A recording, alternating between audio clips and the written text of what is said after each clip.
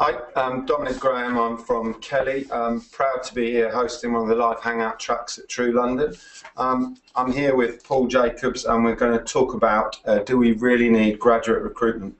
Is there still a place in the modern organisation for graduate programmes? So over to you, Paul. Cool, thank you.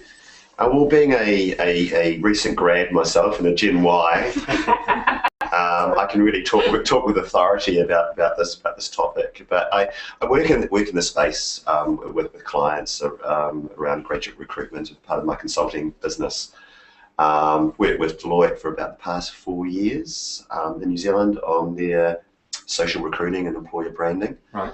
And we've had some success with that. We won an award over in the US, and we were a finalist in the New Zealand Marketing Awards. So I haven't necessarily got an opinion about the efficacy of graduate programs per se, but I think through the discussion, so I manage a grad program for a bank and for New Zealand Postal Administration.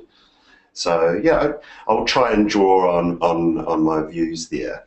I think that a lot of, and I spoke to just a couple of my colleagues around why do they why do they recruit graduates?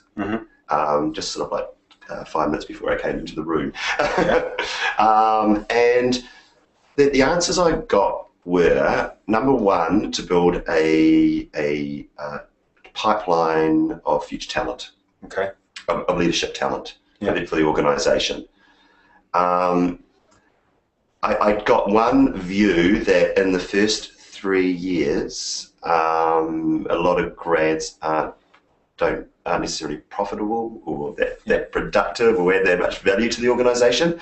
But when it gets to like the 4th year, they're worth their weight in gold. And if they're still around then they'll likely become the future leaders in the organisation. My view of being involved with assessment centres and viewing young talent coming through is that I'm often amazed with how smart young people are and how they come in with fresh ideas. I think that's really exciting. And in many ways, they can go into an organisation and shake up the some of the current norms and ways of thinking within that organisation. I'm not sure though whether it's a grad thing or whether it's just a Gen Y thing, to be honest. I think that a lot of because a lot of people who aren't, that I've come across, Gen Y people who have gone through a similar assessment type process, I've come that a lot of them are also very smart. They've got that critical thinking skills, that conceptual thinking skills. They're great working in teams. They've got leadership potential. So I don't know whether it's necessarily a grad thing, and I question whether a lot of undergraduate programs, whether they build necessarily that sort of critical thinking, conceptual thinking skills, the ability to compare and contrast. I don't know if a lot of that sort of comes with postgrad. And I do see that difference when there's grads that come through an assessment centre versus undergrads often. So, the question I have about that is multifaceted. Should we be focusing on grads? Should we be focusing just on Gen Y, or should we be focusing on the postgrads more? And there's individual differences. Fundamentally, why do you want to bring graduates into the organisation is the starting point, isn't it? Yeah, and to be honest, I don't know if a lot of organisations actually know why. Their competitors are bringing grads in. If you look at all the professional services firms, they bring in like hundreds of grads per year and interns. They're often, let's be honest, they're cheap labour. Contentious. I think there's a lot of organisations out at the moment, they're investing a lot into training graduates. So, you know, they do a lot of kind of graduate campaigns, they attract to go to universities and, you know, they have a pull-up stand and kind of get graduates to apply. I think within that kind of strategy, you know, there's a lot of money invested into, you know, getting them trained up, getting them into the right kind of company culture as well. So you can mould them, can't you? Exactly. Yeah. Yeah. But, you know, I think in terms of internal investment, you know, that may depend on whether you want something, you know, now you want an experience hire, or you're willing to kind of invest 4 years for that graduate to be where you want them to be. Yeah. But that's an interesting point, isn't it? But surely if you decide that you do want graduates, then what do you do to watch those milestones be, or what do you do to make them more effective more quickly? You know, and are companies bringing them in and not giving them the relevant support to make them... I think it can be quite sector specific, because for law firms, you know, it's quite an obvious process which works for them. But then I agree with what you're saying, for a lot of other sectors, they don't really know necessarily, it's not as clear cut why they're doing it. But I think if we strip it back to why graduates, it's not just, it's kind of twofold graduate recruitment. It's partly getting them on board and into the businesses, but it's also around the employer brand. And when you go out onto campus and you talk about your graduate employer brand, it's a marketing sort of spin as well, which is beneficial to the organisation. And then most budget seems to go towards that marketing spin for grads rather than for a lot of other roles where there are talent needs as well. But do you think it's because perhaps where do you go? It's quite obvious with the graduates. You go out onto campus, you know where they're all at, and the universities do make it relatively easy for us to market to that pool. But where do you? Because that's something that expensive, but relatively easy. Yeah, expensive. But for the mid to senior hires, how do you market to them? Because they're all over the place. It's not clear cut. Yeah. It's always about, I guess, you're right, knowing where people hang out and then showing up and then communicating with the right brand messaging and the right voice and to resonate and have that conversation and get people on board. So listening to what opinions there are, we're saying that there is a need, but have we defined the need before we start? Is a challenge to answer. And it's easy to go, there's a defined route to go at a target market. But I would challenge now, I mean, it's probably different for companies, professional services companies that have huge recruitment drives. Do we need to go to a campus? What about social media? You're saying that university fares are very expensive. Well, most graduates, all graduates are digital natives, and are there different ways of finding them? Sharp on Facebook. Sharp on Facebook, but a lot of recruiters are living on LinkedIn. So there's that disconnect there. How many students actually go to these graduate fairs, etc.? Are there any figures that anyone knows of? That so I think we've just launched a graduate programme so I'm head of talent at IPG, the Interpublic Group, IPG Media Brands, and we did a little bit of research as to why we wanted to launch one in the first place, and we had. I think in 2011 we hired about 23 graduates just on an ad hoc basis, which is quite expensive each time. And we thought, let's just streamline it, it's more cost effective, helps our employer brand if we can go out to market with this message. And we actually didn't go to any careers fairs because the quality of candidate at careers fairs just wasn't that high, and it was all about this face-to-face engagement. So skills workshops on campus, supplementing that with social media, and really engaging with them on a sort of, I guess, in a slightly different, more innovative way, to stand out from all the other graduate recruiters. And I think it's an important point. It's about differentiating from the others. From my experience, I think there's less students going along to careers fairs. They are finding more information out through online channels, and including Facebook. including emails that universities put out from their career services as well now. Whereas in the old days, meaning when I was younger, I would have an interview with a meeting with the careers advisor, sit down, and they would give me a whole lot of paper-based things that they would photocopy, and I would go away and read it. It was sort of lifeless stuff. It didn't give me much of an idea of the culture of the organisation. Now you can showcase all that sort of stuff on Facebook. You can post out photos and have conversations, and so it's directly with the employer. Whereas it used to be removed from the employer.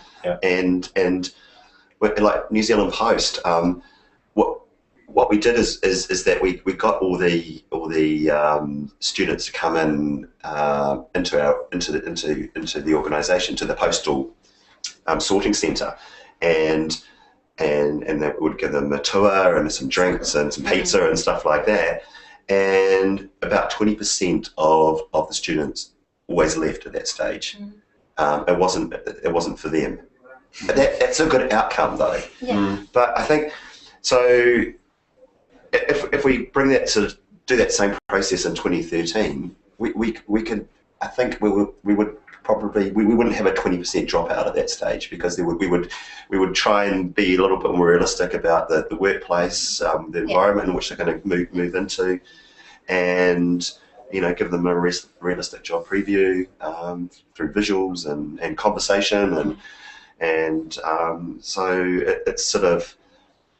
I think where a big pain point for me is in the applicant tracking systems. They're awful, and sometimes I've gone in from a candidate perspective, and I've tried to apply, especially if there's a query like I tried to attach my CV or my academic transcript or whatever, or I tried to answer this question that you asked me, and I'm blooming confused. I just think they're awful.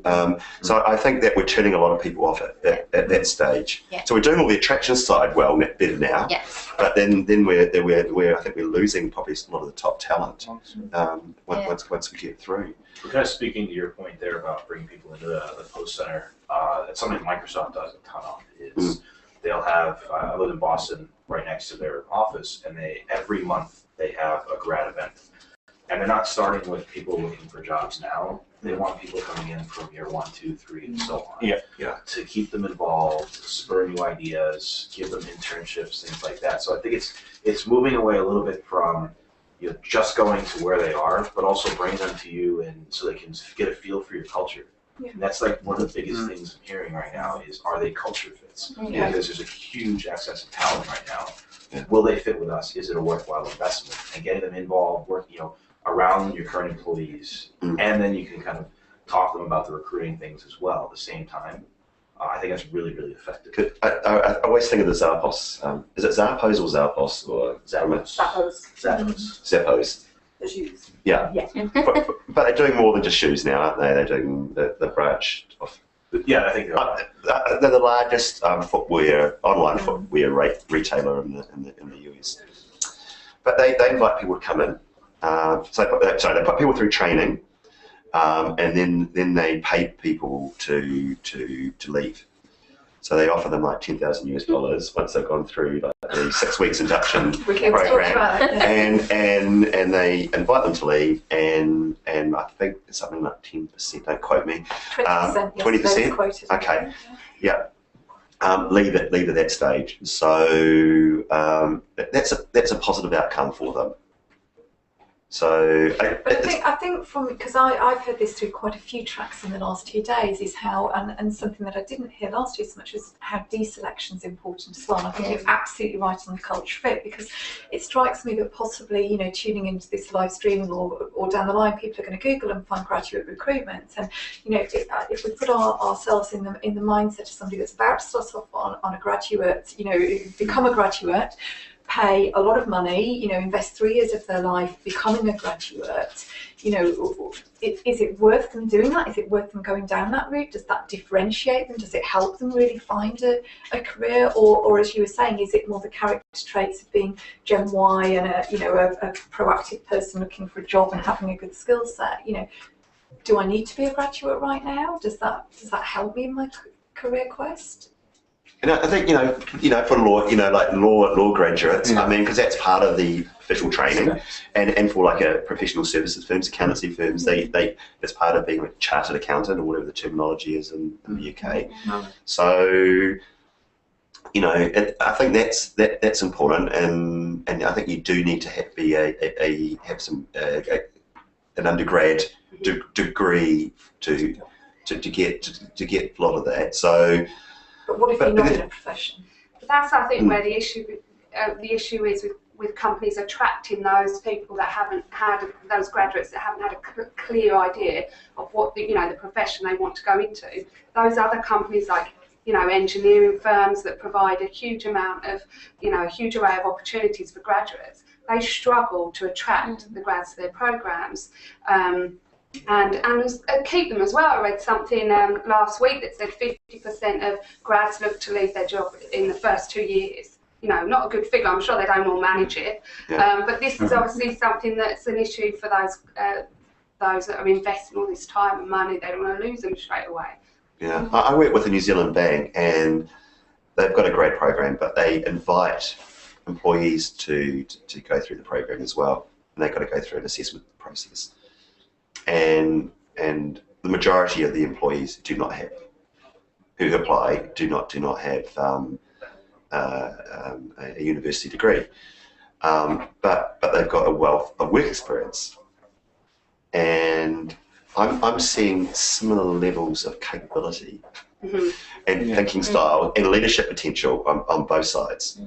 And you'll get there's been a lot of successful entrepreneurs and business people who haven't had a university degree. So, I don't think university necessarily teaches us all the skills. And a lot of university teaches you just learn stuff off by heart. I don't know if there's always that independent thinking, that the critical thinking. But I think also the flip side of it as well is right now you look at, I don't know how many entry-level positions, and one of the first qualification criteria is degree. So if you try to attract people of that talent and doing all those things, they have to really change how you're approaching it and have a different criteria for people that don't, a different selection process maybe for people that don't have a degree.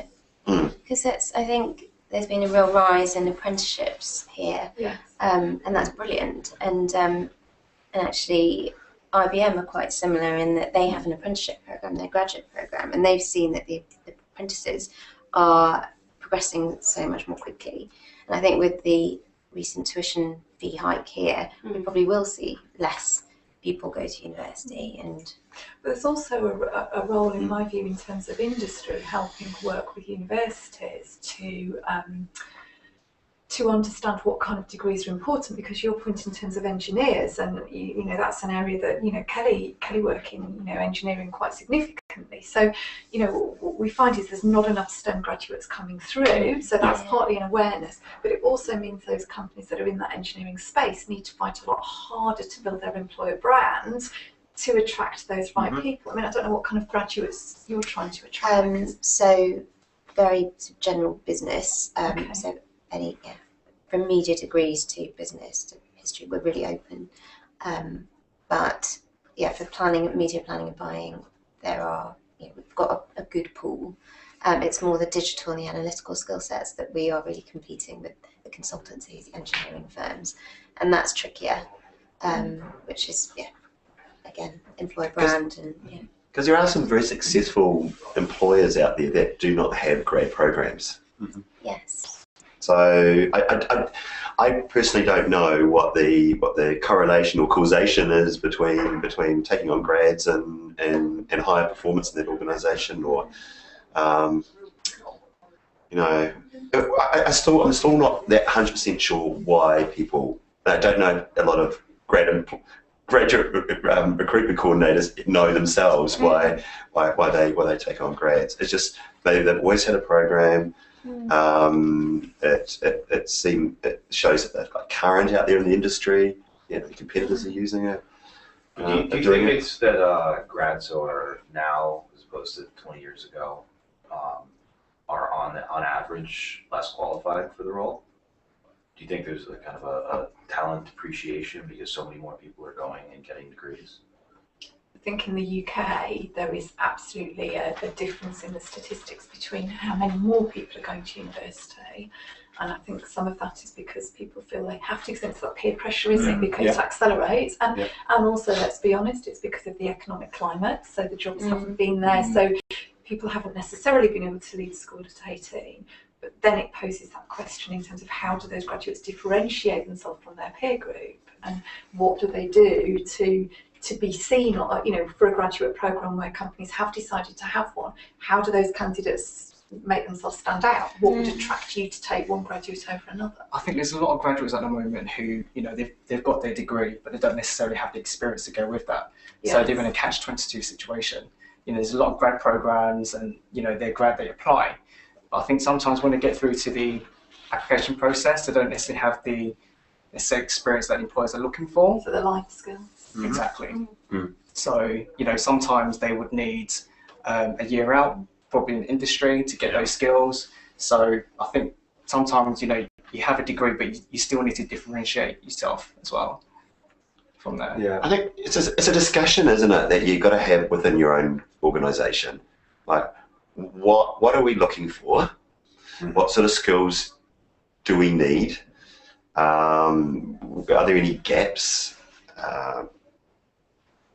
What's the succession planning, the workforce planning, and if a lot of organisations are taking on, maybe employing 100 grads a year, if they've got an attrition of, a lot of them do, like within the first 18 months or 2 years, a lot of them leave. You've got to question, like, okay, are we doing something wrong at the recruitment selection process, the traction side, or are we doing something wrong in how we keep these people motivated and enthused, is it the wrong fit, isn't it? About 50% of people leave within 2 years, which is really scary. I read an article, I think it was Accenture, who was saying that they lose about 30% of their grads on their programme, which might be, I don't know, similar to the other Big Four, but and they were saying they're okay with it because they bring them in, it's a 3-year programme,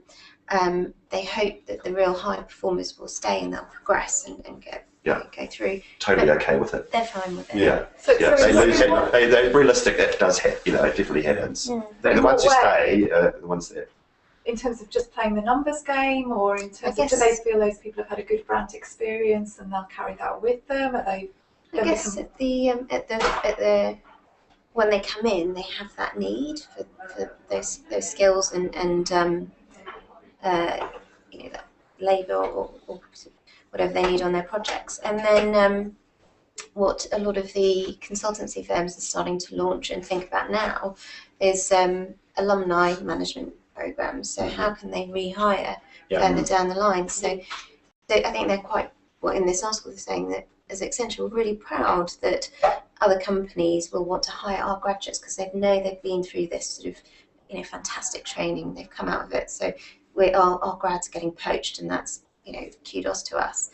And they'll go off and work with a client or with another consultancy, and hopefully we can rein them back in, keep in touch with them and rehire our alumni, or they become clients or ambassadors. So it's quite interesting. That boomerang thing is definitely So they think that their grads are having a good experience, not just candidate experience, but work experience. My brother worked for another large consultancy, which I won't name. He worked there for 2 years, and as soon as he got to his 2 years, he was out. And this is about 15 months in, he knew this was going to be the case. Because he wanted to go, he just didn't like what how the organization worked and everything. And it goes back to, I can't remember whose point it was, of it takes 4 years to get value out of someone. If you go to a startup, you need to be giving value in 4 weeks. Right? No, with Facebook and stuff, it's day one, isn't it? They're doing code straight away. That has impact upon the platform. Exactly. Like that number needs to come down. Definitely. So do you think grads then are kind of going to these huge organisations just to get those 2 years experience and then absolutely. I don't think they know what's in front of them really. From everything I've heard. Representation of what it's going to be like is so often not the case. Whether you're going into banking or all these, non-law, non-medical, etc., they really didn't understand what they're getting themselves into, and so often, like with your brother, after a certain amount of time, like, I'm done with this place, but you need to get to that 2 years. That company's invested all that time, money, effort getting them on board, and then they don't actually get the value of having them and moulding them and the long-term value. But I wouldn't even say it's brand loyalty. Like, I have to get to the 2 years because this company is, but it's more because I get to 2 years and you're going to come looking for me. No, exactly, yeah. So it looks good for me. Yes.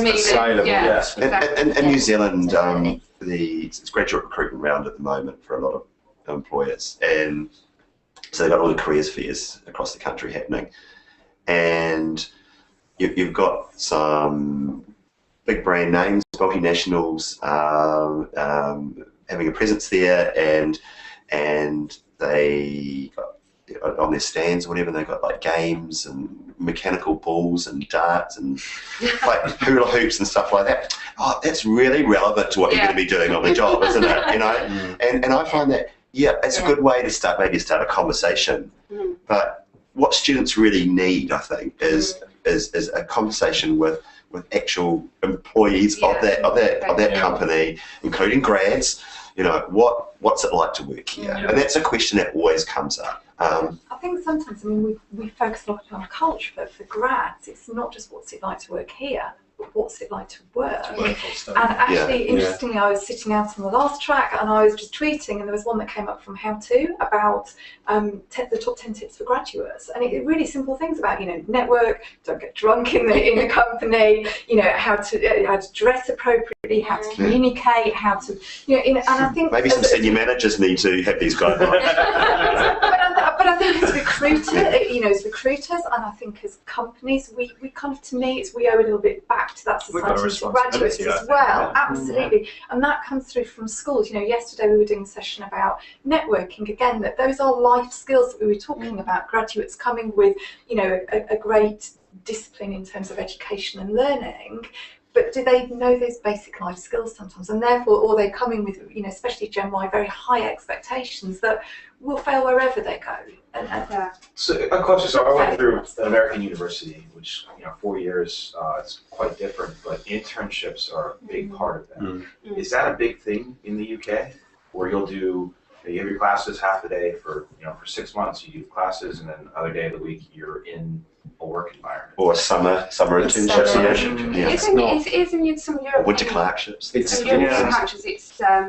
not predominant. No. I think I think for graduates that want to do an internship, it's often the onus is on them to work and find their own internship. So some graduate degrees will have a year work experience, and some students will try and get an internship rather than So I went to Boston University, and it was a requirement for graduation to have an internship. And depending on what discipline you were in was how long you had to do it, and obviously the manager and everything had to sign off, but they were here, it is kind of thing. So it was very built into most of the programs that were there.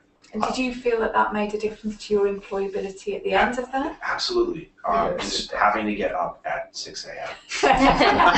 Number one. That was huge. Networking.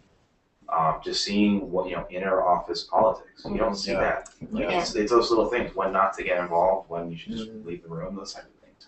Exactly what you're saying. I love internships. I think they're great. I totally agree. They give the real opportunity to get a sense of an organisation and what it's like to work. And it's a bit like a probationary period, isn't it? In some ways, for both the intern and the employer.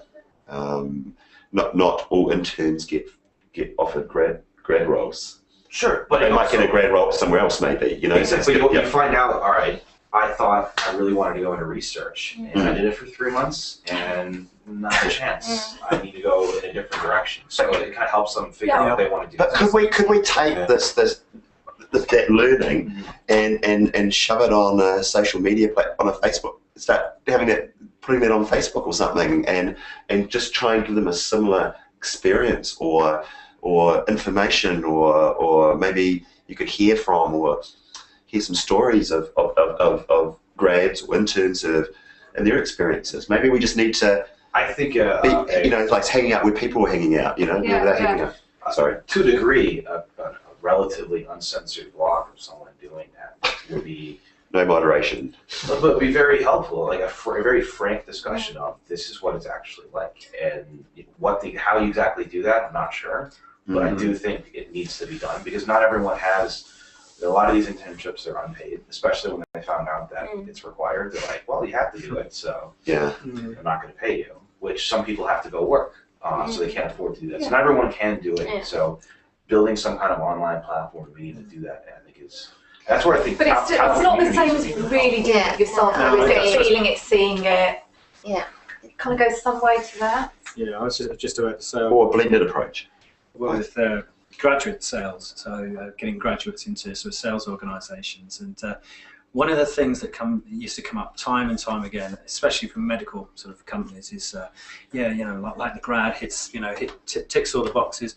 But we're looking for some shadowing experience. And I don't know if you've sort of heard the term, but just in terms of that grad being able to go out with a sales rep or something like that. Yeah. What's curved that? Because that's a great idea. It's a bit like an internship. You get an idea, you maybe spend a couple of weeks sort of shadowing that person. But because of the way the environment they're in at the moment, security issues, all sorts of things have sort of made that near enough impossible for people to do it. But it gave them some really, really valuable experience before they actually sort of went into some sort of program. Okay.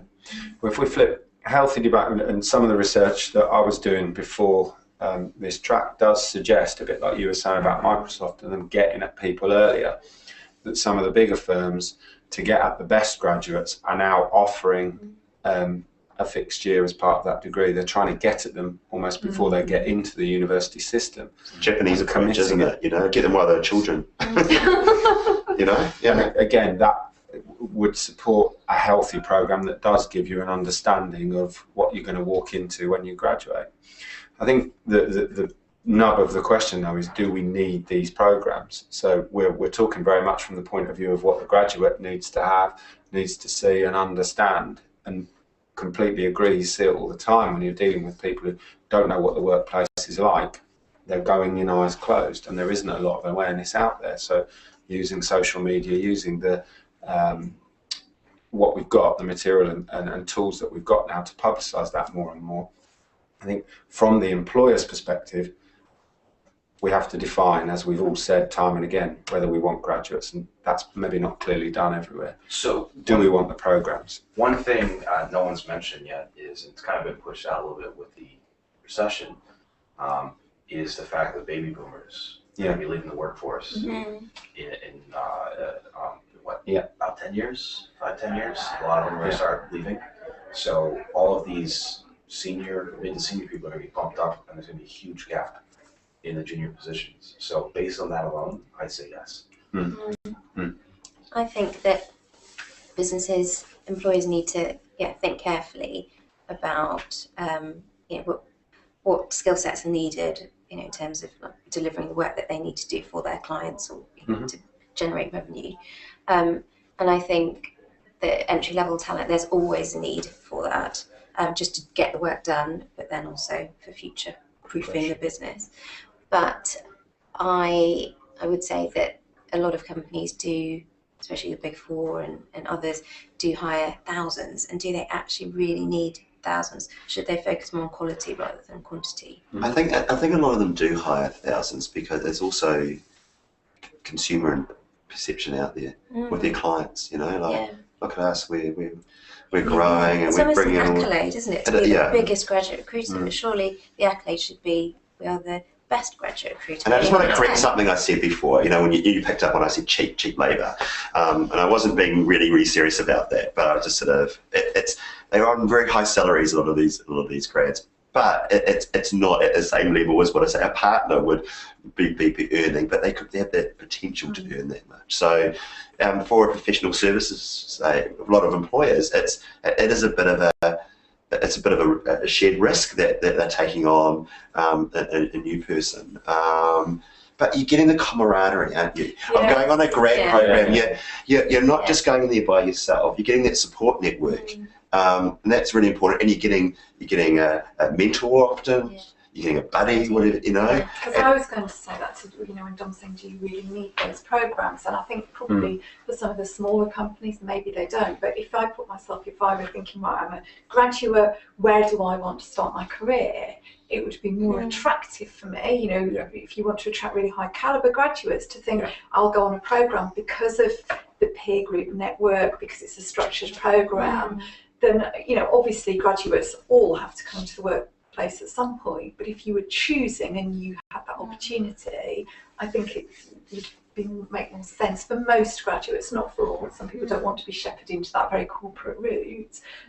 But to start off in your career, it's a little bit more of a transition as well, perhaps from being in university to being in a workplace, if you've got other people around you that are going through that same experience. And I think it just comes down to the individual, because a lot of grads would want to not be, like you say, with the crowd, and maybe go for a start-up and all that kind of bit more exciting, less corporate environment. But or they tried to get into a big firm or whatever, and their journey has taken them to ended up being a startup because they haven't been successful elsewhere. And that's often, and for them, a lot of people, that's really a successful outcome. It's actually in hindsight. They didn't know it at the time. I didn't know it at the time. But actually, there's a lot of graduates starting up their own businesses. Yeah. So I mean, it's young people coming into an organisation.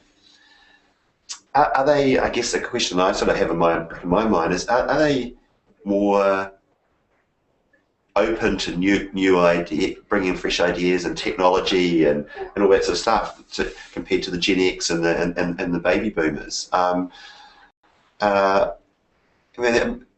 are things shifting where the Gen Xers and the baby boomers are spending a lot of time on social platforms and online anyway?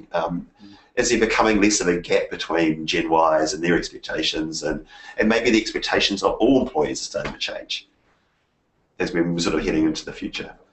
I'm not quite sure about it. I definitely don't think, from my perspective, that graduate recruitment schemes have, I know we've discussed it quite a lot, but taken on board social media, social recruiting in the way that they could, because the students of the grads know probably way more about how to utilise that, let's be honest, than in-house and recruiters. And I think getting in their sort of daily flow on their phones and stuff like that, it's really important to get them engaged, going about it in the way that attracts them, rather than just putting the stuff out there that you want to attract them.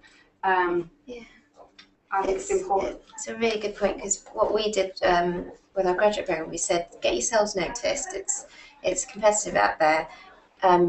Send us your application in any channel you'd like, and answer these questions. So, why you, why us, and what excites you about the media landscape.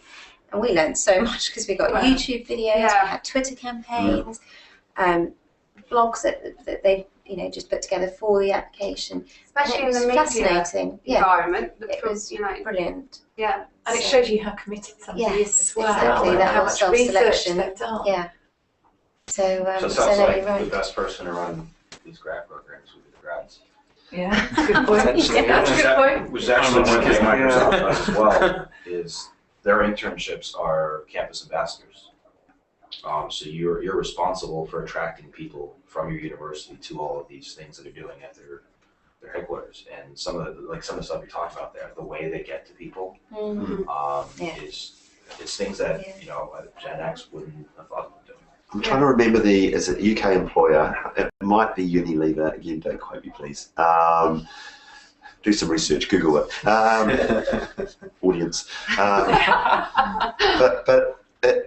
They outsourced their grad program and the media attraction side of the grad program to the grad. So they manage the Facebook page and the careers fairs and everything like that. I think it's now been folded back. I think if they do that, I think it needs to be a partnership type approach with HR or the business. I think that's really important. Otherwise, it needs to be sort of it needs to be something. Obviously, they don't have the business experience to actually run the thing. but the attraction campaign.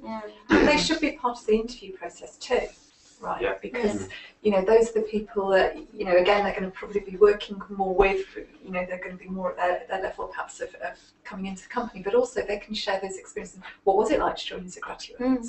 Yeah, but everyone's in such a we're a great place to work. We want you, especially if it's top talent. You really want them. That you don't always give that realistic job preview. I'm sure it happens a lot out there. Yeah. And so then when they join, the expectation doesn't meet reality. So it's a tricky one, isn't it? About being authentic in your messaging. And I guess maybe we all appreciate that, whether you're a grad coming out of uni, a Gen Y, someone who's older. I'd be interested to know how, I don't know if anyone knows, but like the difference in cost for an employer to run apprenticeships versus graduate programs. Because, I think there could definitely be a shift to more apprenticeships, and we hear that that's happening. And I'm a big fan of that, personally. I think I think traditionally apprenticeships have tended to be something that perhaps are a year, and graduate programs are more long term. And I think you're right, because I think it's probably a new evolving space, and there's absolutely no reason why it shouldn't follow the same kind of approach and structure and mentorship and all those other things that graduates have. But I wonder as well in organisations whether graduates are still, from existing staff, occasionally a little bit of not a resentment, but a kind of why are graduates getting this special treatment. Definitely. And you're right, particularly if apprentices are coming in too, why shouldn't they, or should they have the same experience? I don't know. But it's also indicative of not taking care of your employees once they get to a certain point. Yeah. Right. So if you're only focused on the first 6 months, the first year, and then if I do that statistic that it's going to be 4 years before I can give value to a company, I don't want to go work there. Exactly. I want to give value right away, and I think. But the company wants to get the most out of you. They want to work you damn hard. As far as Gen Y, I don't think they care about how hard they work, and it's not about having a job. Like 20 years ago was I need to get a job. I don't care what it is. I'll get a job. People want to have a job. Parental pressure often. Yeah. And now it's they don't have that, and they want to go somewhere where they can have an impact and make a difference. Yeah. And I think that it's a shift that's happening with the grads and candidates coming through. I think companies are trying to catch up with that. But they also want to be aligned to companies that share the same cultural values as them as well. And CSR needs to probably to be very much a key part of the graduate recruitment. But maybe these grads can come in and bring something new, and that culture could start transforming. That's also because a lot of those cultures out there are stuck in their ways and as boring as hell, and really aren't supportive of bringing in young talent. But you'd hope if they had a graduate program, they would be. But they're not always. They're not always. How do they integrate that? Well, that's the $1 million question, or £1 million question.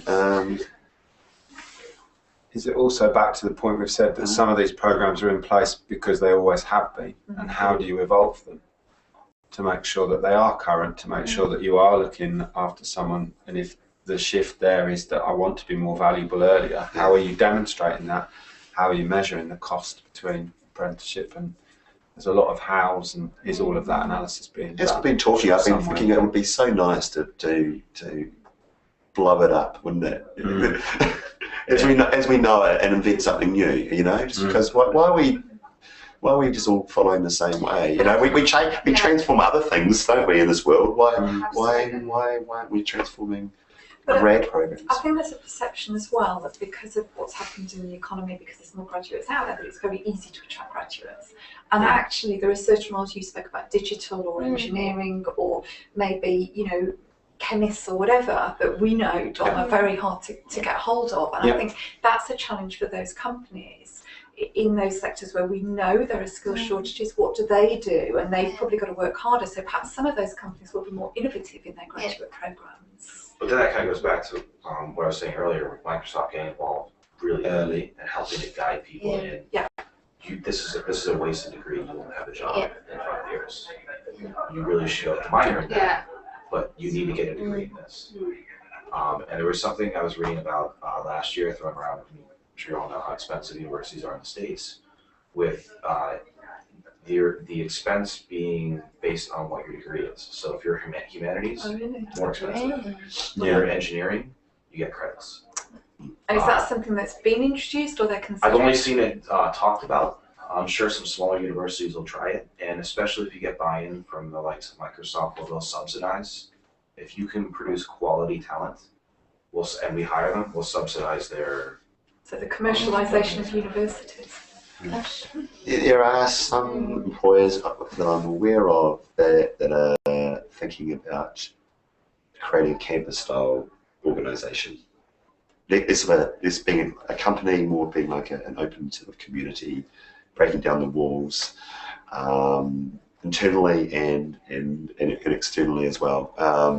So I just think there's opportunities as we head into the future just to do things in very different ways. Absolutely. And I think it's really exciting, and you know, through this discussion, I'd like to have an opportunity to blow up a blooming recruitment project. Because, you know, through discussions with people outside of this room as well, I don't think everyone quite knows why we do this. We just always have, you know. I don't know if they've even looked at their ROI on the investment that they're putting in. They just do it. And sometimes it's just, you know, it's often as a lower level graduate coordinator that's making very strategic decisions about this whole area, and then they're taking on. So maybe I don't know. Maybe it needs to report through to someone else. I'm not sure. Yeah. I think it is dawning on people.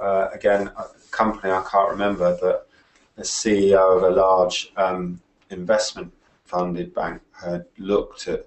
It's a bit what you were saying about that generation that's about to leave us. Was looking at his workforce. They've got a graduate program, but the graduate program is designed purely to recruit Oxbridge candidates effectively. And he's looking at his workforce that he's got, looking at what his programs, and the workforce he's getting is not what he needs to face. So there was a dawned on me moment where they are now looking at the whole of that program and not focusing it on just producing what they always have, this Oxbridge candidate, but looking at a different type of graduate that can come from elsewhere, but actually can demonstrate some of the life skills and the successes that you need. And that was, I can't remember, as I say, the company that are doing it, but there is some realisation that maybe these things can change. So maybe that's positive. And we're working in a more borderless type world now, and it's nothing to say that New Zealand can't target grads from British universities. Australians are targeting talent from New Zealand. And from the UK. And from here. So a Waterloo station come to Australia. They've got big needs and etc. But also, just etc. It said Australia. They were marketing Australia for job opportunities. Australia. At the station. Now's a good time to promote the weather. And I guess that begs the question: like, do we really know what's important to these grads? You know, do we maybe it's sunshine. You know, maybe it isn't free fruit. You know? Maybe that's important. I think people that didn't do a gap year, they just went straight to Australia instead. But I love these opportunities you can do these days. You know, it's great. But something that just kind of remind me of what you were talking about that big bank is Harvard started this program where you actually go work for 2 or 3 years and then you come back and go to Harvard. That's cool. So you're more prepared for it. It's more senior. It's a shorter program. You don't have to do the 4 years, and you're probably gonna be like, all right, this actually is worthwhile doing because these are the skill sets I need. I know I want to do. More awareness of it. And so it may be a way to get those people who aren't going into grad program, going into university, get them involved, and if they get through the program, then they go to university. So it's companies as being universities, but also in reverse. It's interesting. And it's just a different way of thinking. Because I agree. I think the way we're doing it right now is fundamentally flawed. And it's not just the grad programs. I think it starts much earlier. Maybe we should stop calling our companies, and maybe we should call them universities, and which creates a whole different culture. It's creating a learning organisation, and it means not just the grads are learning, but it's everybody. You know, it's all levels. And I heard something the other day, which was on recruitment, kind of like this on conference. and it was all about training-led recruitment approach. So you have an intern program and train them up, keep them for a year, and they all leave having learned something. They can either take it somewhere else or they stay. Yeah. So it kind of fits in with that. That's quite good for your brand as well, because they take that on with them and It's they tell their positive peers. rather than you come in and we'll slash you guys, you leave. And, yeah. So maybe we need to recruit ungrades. Yeah. and have ungrade programs, you know? Yeah. Interesting topics, but then if we look at a well-run program that allows people to move from different departments over a defined period, that again then exposes you, because again one of the things that we've talked about is that as a graduate, do I know where I want to be, where I want to go, where I want to work, what's it going to be like in that particular department? So maybe a program that does allow for that different department exposure is a positive thing. Yeah, I think Capital One does that very well. Is you move from, you're basically in a department for kind of a 6-month probation, and if it's not working, they don't say get lost. They say, all right, we think this would be a better fit for you. Yeah. Why don't you try us over here? And after a while, if it's still not working out, you're still getting validated, because you always work harder for the first few months or 6 months of when you're ever doing it, and they can find the right thing for you. And it, again, creates a positive experience in that person's mind. So even if they do leave, it's not, well, we tried it, I wasn't a fit for them. It's not the end of the world. So if you put in the effort into the culture of the company, it's then finding the right functional part of that company to fit. Exactly, Yeah. I'm of the belief that people are passionate about certain areas, and they are before they even join the company. But you get people who are passionate about law, or you get people who are passionate about tax or audit, or believe it or not, they are. There's that emotional connection. Yeah. It's not necessarily the emotional connection to an organisation. It's the emotional connection to the type of work that they're going to be doing. I do think there's industries though, like investment banking, where people want to go into investment banking, although probably not so much now, but to be honest, but at least sort of 5 years ago, they'd want to be an investment banker, but they didn't actually really understand the different areas like research. Yeah. So in that kind of instance, it does, I think, work quite well to move grads around. Yeah. And a lot of people, you do discover where you want to be, and what you like and what you don't like as you go through that sort of learning journey, don't you? Yeah. What about not paying a grad? It's an internship. Well, a lot of internships are paid, from my experience. Most of them are. I can't think of any that. Sorry. Slave labour. Slave labour. We heard slave labour from the corner. It's probably illegal. From the cheap seats. Yeah, well, I think UK unemployment at the moment, especially with grad, because there's such a high number of, people graduating and coming out of university and not, finding it so difficult to find a job. I think some grads are kind of forced into doing interns and forced into doing kind of, unpaid work just to get that experience. Yeah. Just to get into their next role. So just finding that balance. There could be something between, sort of the unpaid, that puts the fear of God into me, actually, the unpaid grads. But some form of qualification. So part of it's work related, part of it's training related. So I don't know, after the first year or 2 years or something, there's some sort of professional recognition or award or qualification that they can then carry on further into their career. What's that movie with Will Smith where Hitch? Pursuit of Happiness? Yes, that's it. Yeah. He went through a year of destitution and ended up. We're not recommending that. It's an interesting idea. But we were saying earlier that money's not always necessarily a motivator. So why are we rewarding people with money necessarily? Maybe. I think it's not a long living. It's a necessity. It's a certain level. Eat something, please. Food vouchers. There's a TED Talk, and basically it was 20 minutes long, but the biggest line I got out of it was, make money a non-factor and then find out what actually motivates them. Yeah. That's good. I like that. And it's true. It's startup culture. That's what startup culture is. Look, I'm going to pay you this much. It's all we can pay you. But you're going to get, free coffee, free this, free that, taste cards, whatever it is, like other things that motivate you to do it. Google's 20%, you can do it on your own. You can do whatever you want on your own time. That's how Gmail came about, right? So there's things like that where you motivate them in different ways, but you have to make money a non-factor. And removing it, I don't think making. Because a lot of young people want to travel the world, and they put down in their applications, in their interests and hobbies and desires, travel. So instead of payment, maybe we offer travel opportunities, especially for some of the multinationals. Wouldn't it be great going around? Well, spend a week in the New York office of a firm. Yeah, and that's good cultural awareness as well too. I agree. Yeah.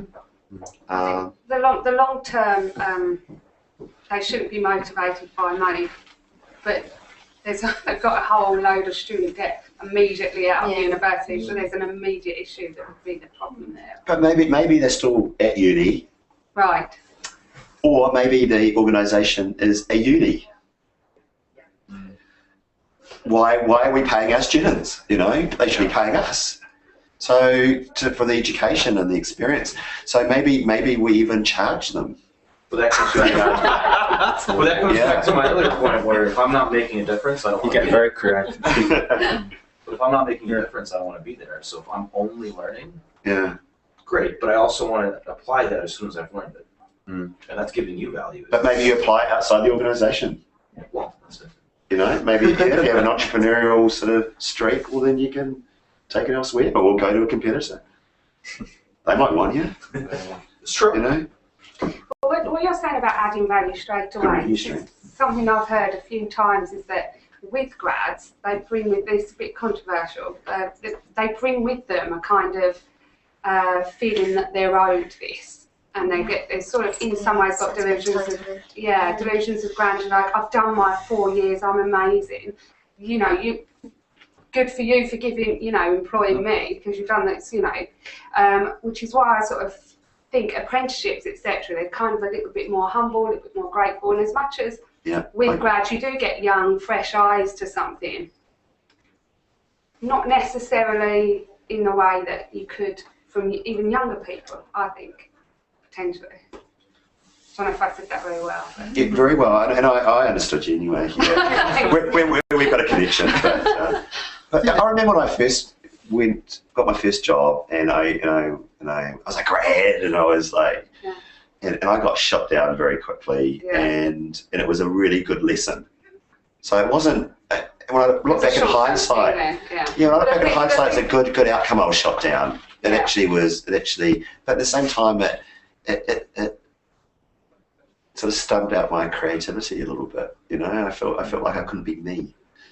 I felt like I've got to conform to the stupid bloody culture I went into, to be honest. But the great respect for Gen Y now, the difference in terms of that generation coming through and absolutely those expectations is because we now live in a world that is so immediate. Social media, tweets, Facebook, we send an email, we want an immediate response. Instant gratification. It's even more accelerated, which also is the point of 4 years. Who wants to give back value in 4 years? And it doesn't have to be I'm going to come in and revolutionize everything you're doing and change all of the processes, but being able to, my first job was in a support center, and being able to come in and lower the wait time by 30% with the people that we came in with because we changed one small thing. Like, that's giving impact. That's huge savings for an organization. And because we're used to dealing, Gen Y is very used to dealing with large amounts of data and collating, and in a situation like that, they can give impact right away if you let them.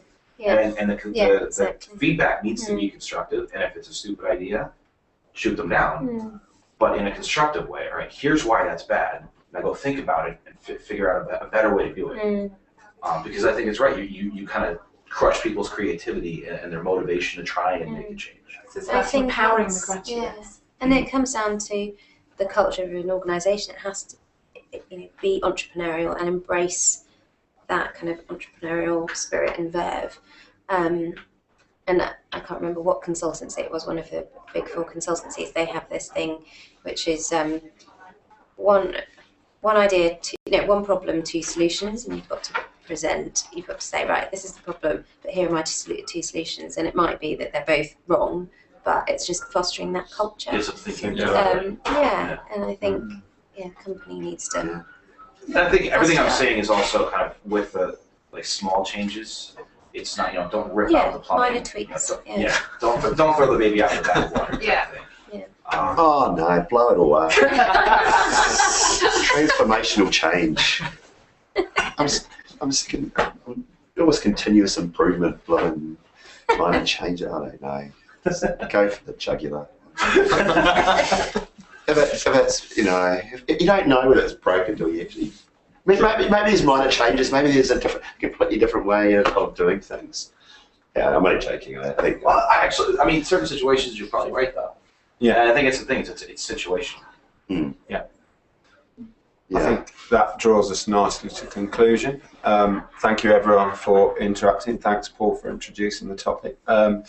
In summary, I think what we're saying is there is some value to them, but maybe that we need to look at how we evolve them, which might be minor tweaks, might be blowing it up and starting again, but there is value.